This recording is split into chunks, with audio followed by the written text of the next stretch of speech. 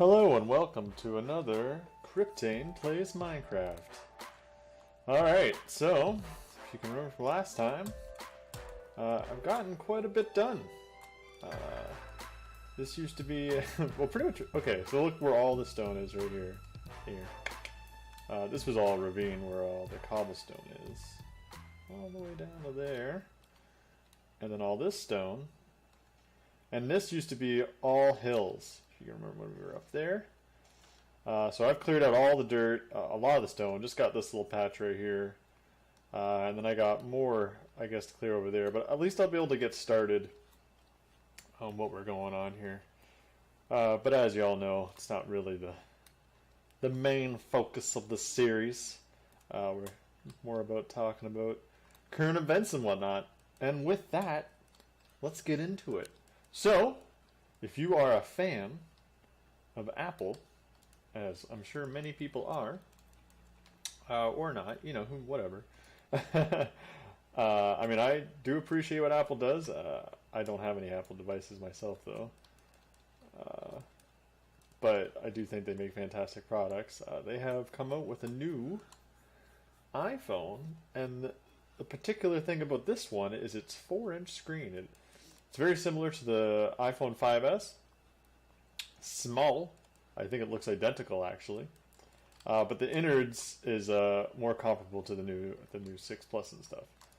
A little bit, I think it's a little bit lacking in a couple things. Very slight. But ultimately, a very quick, snappy phone.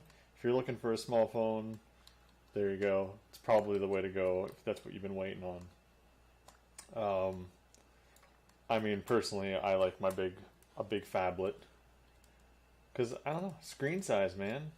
The way I look at it is you just want all that real estate. Something to be said about having a big screen, watching shows or whatever you do on it. That's what I do. I play a lot of games on my phone, actually. Far too many. But yeah, so pretty much as powerful as all the other the modern iPhones that are out right now, except in a smaller compact size. And I think it's $3.99 American, which is pretty cheap considering. So that's not so bad. So if that's what you've been waiting for, then have at her. So another thing is, yes, I will repeat again. I do all this with my stone tools. Maybe I should go mining for some iron and stuff, but I don't know. I just got this weird, like, oh, if it's not a replenishable resource, you know, I've already said this before, so no need to get into it. It's going to be nighttime soon. Anyways, photorealistic landscapes. There was an article on Kotaku about graphics, and they were showing, have you ever seen The Vanishing of Ethan Carter? It's a game. And they pretty much scan almost real-world objects into the game. And it looks pretty stunning. And this is like, it even pushes that even further. It's almost like you couldn't even tell the difference, honestly, between reality and the game. And not really game, though, mind you. It's more like renderings. But still, it just goes to show that like we're almost getting to the point where you're not going to be able to tell the difference. And whether that scares you or not, I don't know. I think it's pretty awesome, personally, because with the virtual reality, you know, hot on our heels. I mean, why not, right? You want to be immersed. Skyrim's great and all, but anybody who plays on the PC, especially if you got a beefier one, probably has taken the time to install who knows how many mods, ENBs, cell shaders and whatnot, to get that amazing look that basically pushes a game from 8 years ago to, you know, modern times and beyond. So it's good to see progress on that front. And like I said, it'll become doubly important once the VR revolution really takes off. I know they're coming out with the new devices, but the resolution isn't quite there yet. I believe like the screens are comparable to more like 720, if that, not even, per eye. So you really want to get up there until it's like how they use with the phones, like a retina display. You can't see the pixels. so you don't get that screen door effect, not even slightly. And then we'll really be there once you get to that point where you just that's not a factor anymore. But yeah, so I got a link to that, so you can check out those. Not that interesting, but I thought it was a cool thing nonetheless. So now we're gonna get now we're gonna get into it. HoloLens, if you don't know, this is Microsoft's augmented reality headset.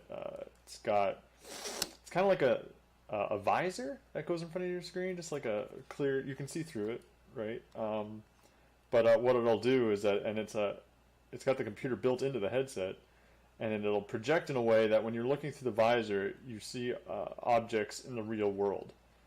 So imagine yourself sitting there with sunglasses on. I mean, that'd be a very compact version, essentially, or just regular glasses. And as you look through the glasses, you could see little creatures in the world, or whatever the case may be, interacting with the real world and rendered in the real world. And even as you move your head, it would still stay put on a table or whatever the case may be. So really cool idea, and a lot of practical applications. You could imagine like a mechanic working on a car and having the specs for the Honda or Nissan or GM or whatever car he's working on, I don't know. And having it just basically point out like, oh, use this tool right here. You know, like basically you could throw anybody, a sixth grader, into the mix, and they could essentially start working on your car and be very proficient at it. Pretty amazing concept when that starts to come into fruition. Something to consider. But anyways, what I actually have a link to is what they're calling holoportation, and I'll explain that a little bit. What that is it essentially, so you're wearing the headset. Let's say you had two identical rooms. So I'm in my room, or let's say a conference. Let's imagine a conference room. So you're everybody's that goes to a conference room, right? But they're all over the world. So you got Tokyo, London, Paris, Sydney, Australia, New York, wherever, it doesn't matter. So you have all the people, and they go to this room that's identical in all these places, and everybody sits at their just assigned seating, which would their respective seats would be different. So they fill out the table essentially, and they're all wearing these headsets. And then you had this holoportation working in the room. Everybody would be able to see each other, and you'd be able to see their movements and their head movements, and it almost feel like, barring resolution and whatnot, like as if you were all in the same room. So that's a really neat idea for communications and interactions. Obviously, you can't touch anybody, but the fact that you could communicate using your body, your voice, and your the way you naturally would talk to people is really interesting. For one concept, it also can record sessions too, so you could play them back. So you could imagine like a Minority Report, or like I guess like the Batman games when they do the crime scenes, where it kind of like does this holographic projection of like past events, and then you could watch them. You could watch them in the scene. You could shrink them down to get a more overview of it all. Really neat concept. And then when you're really thinking about it, like, could you imagine if they started to do movies like this, where you're in the scene, you're just standing there, you're in an Avengers movie, let's say, just because it's popular and a lot of people have probably seen it.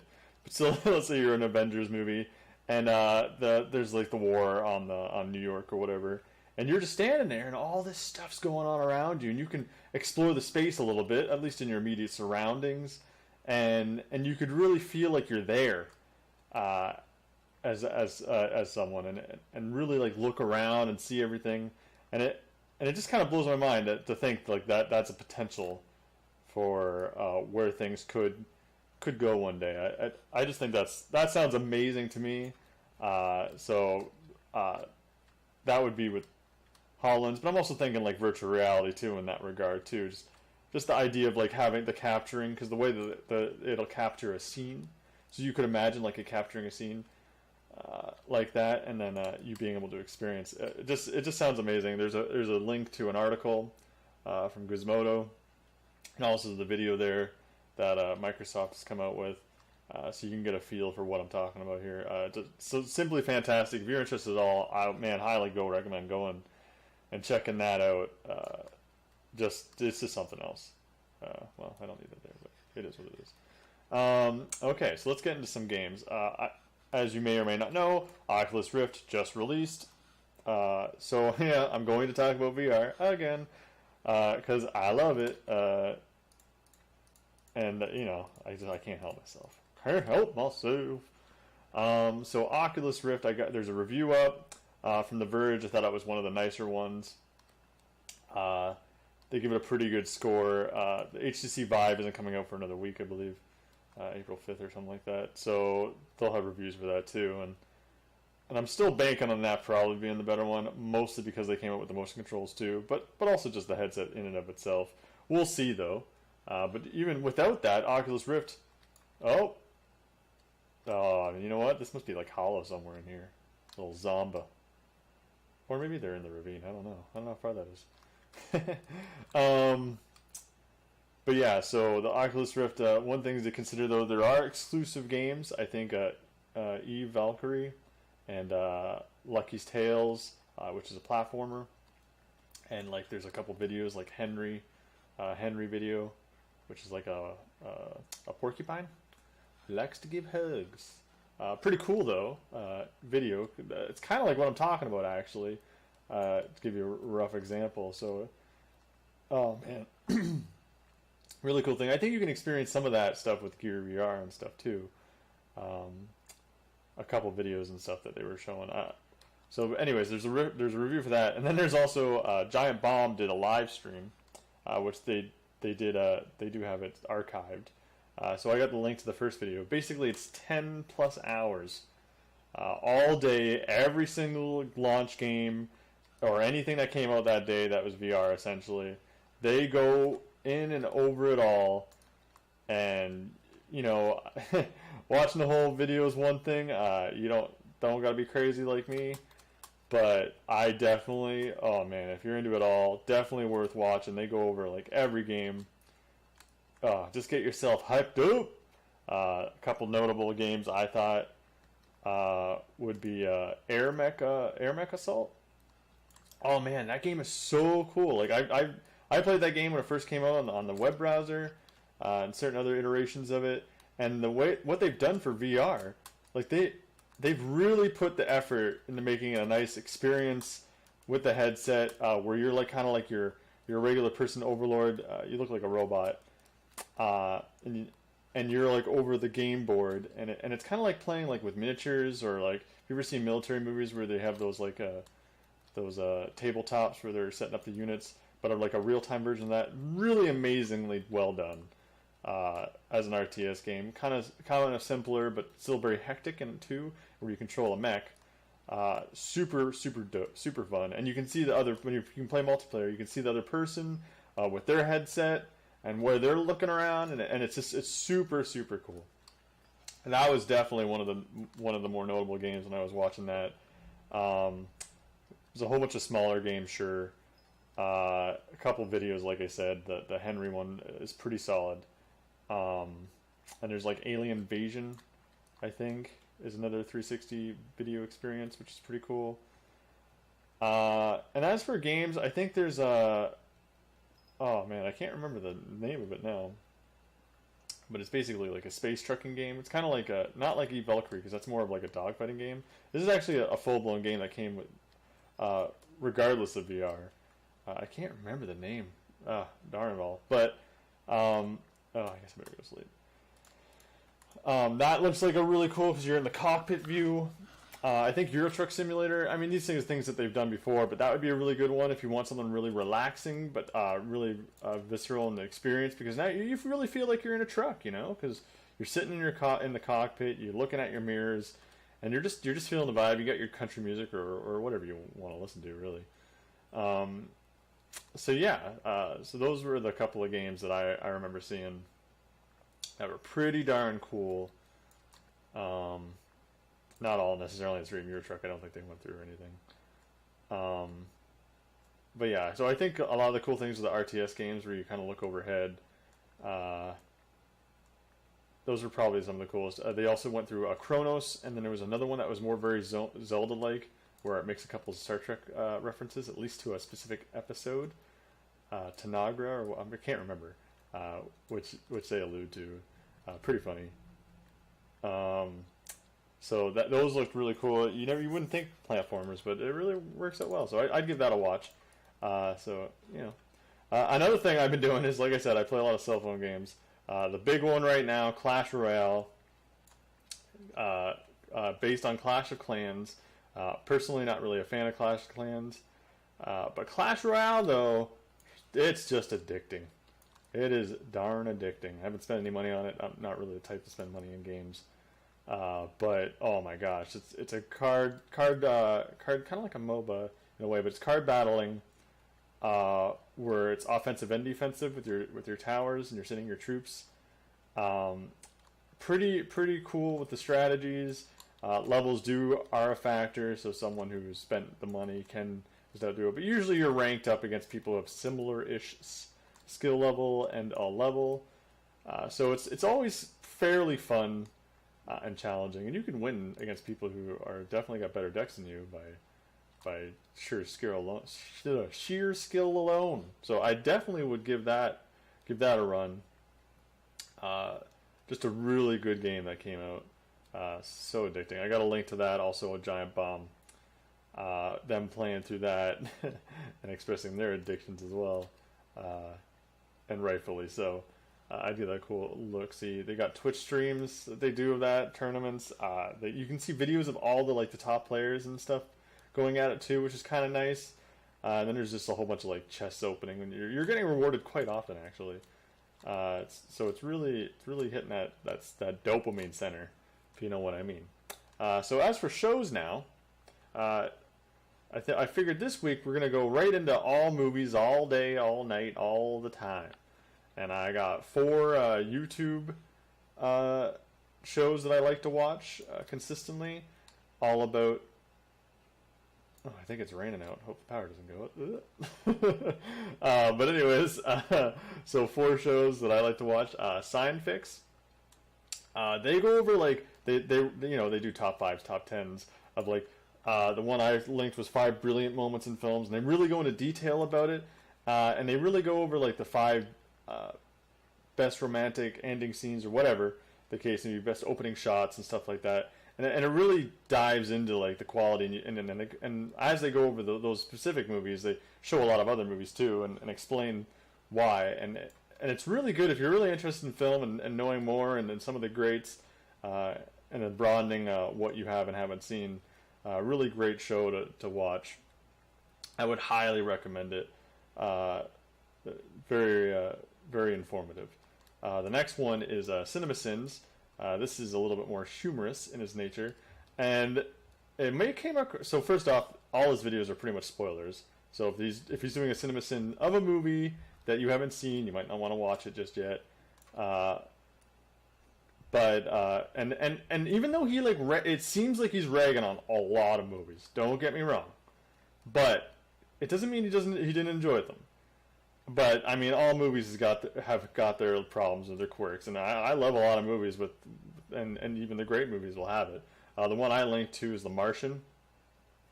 So I won't go into it. I don't want to spoil the video or anything. But he goes over it and he docks some points or whatever for a whole bunch of trivial things essentially.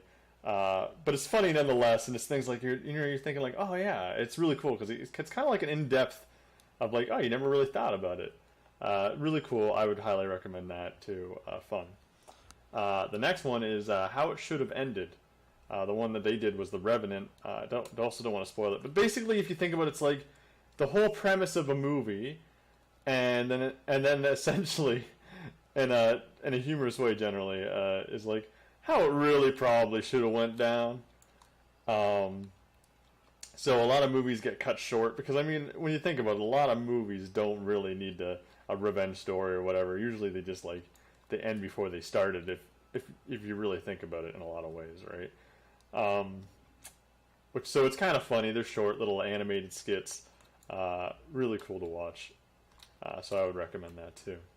And then the last one, who reviews films, usually won't do spoilers or anything, but he does have some spoiler videos, which he usually indicates right away, is Chris Stuckman. The one I'm linking you to is Batman v Superman. Safe to watch. He won't spoil anything necessarily, nothing too particular anyways. A little quirks, for instance, like Jesse Eisenberg as Lex Luthor. He goes on about his quirks and stuff, which I guess you wouldn't have known necessarily, but it doesn't really spoil anything. So he goes into review of that. I'm going to talk more about that later. But pretty fun to watch. It gives you an idea of like what's good, what's not. And even still, even if there's no right or wrong. Just because you might rag on a movie doesn't mean he doesn't like a movie, right? Which is like all of us, you know? So that's also a good show to get into, I think. Good for reviews and to get a feel. 10 Cloverfield Lane, he's got one too, to let you know, hey, I should go see this movie, and this is kind of why, but doesn't really spoil anything, which is good. So those are the 4 shows. Got links to all of them on the YouTube. Go check them out, subscribe or whatever. Can't get enough of them. Finally watched DareDevil. A little so-so on this season. But, man, do I love the Punisher. Man, it is just brutal. If you like brutal, if you like just, oh man, just a bloody mess of a guy that you gotta love him. Gotta love him. Maybe you don't love him, I don't know, but I love him. He's awesome. Fantastic for him. Daredevil was a little slacking, I thought. And Elektra is like, okay. These all get introduced really early in the show, so I'm not really spoiling anything. And I don't want to get into the details exactly. But still a solid season, still fun to watch. So I would recommend that. But yeah, not going into details. So I did, last night, finally, I went and saw Batman v Superman, Dawn of Justice. I thought it was a solid movie. I mean, granted, as everybody's probably told you time and time again, the story is severely lacking. It's kind of like hobbled together. But this is the way I look at it. Actors, I feel like they did their roles well. Ben Affleck as Batman, whatever you might think of it. I think he's great. I think he looks the part. I think he sounds the part. I think what was written for him might be a little off. I feel like, in a lot of ways, it's like Superman. Okay, maybe not the best actor for that person. Still solid, though, don't get me wrong. But he portrays Superman in a way that it's like, that is the Superman that I believe in. Batman, Ben Affleck does a great job of acting, caring about him, Bruce Wayne, whatever. But I'm like, I don't know. It's like kind of reeled it in. It's like they needed to take it back to 30%. Like, you're pushing the boundaries of what Batman is. Lex Luthor, same thing. I thought Jesse Eisenberg was great, but I feel like reel it back a little bit. I feel like they kind of like threw him in. Is like, okay, now this is the rule. Oh, you want to do that? Well, go a little crazier with it. And same with Batman. Just go. Batman's gonna go a little crazy, So I don't know. I thought it was great, but I feel like they're not your idea of what a Batman is necessarily. Still solid, and not what Lex Luthor is. Still great though. There are a lot of great parts, but then it's like you're just kind of like, huh? This is like, it's like they're 80% good most of the movie, and then like the 20% where you're like, oh, okay, this is what that character is sometimes. Well, whatever. But still, a great movie. If you're into comic books, I mean, you're gonna go see it anyways. You gotta. Dawn of Justice. Obviously, that's all about the Justice League. So it's good. If you're planning to watch any of the other ones that are planning to come out all around this, you're gonna have to go see it. Just feels like the story's a little slopped together. It feels a little forced at points. But whatever. It is what it is.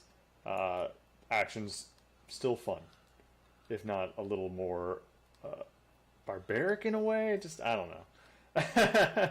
Hard to explain without giving anything away. But I still had a good time watching it, even if it wasn't all that great of a comic book movie at the same time. But it is what it is. So anyways, that's everything this week. Gotta get rid of that zombie one day. But I appreciate you watching, taking the time, And I look forward to you coming back next week, because you wanna. Oh yeah. So anyways, this is Cryptane, and I'll talk to you later. Peace out.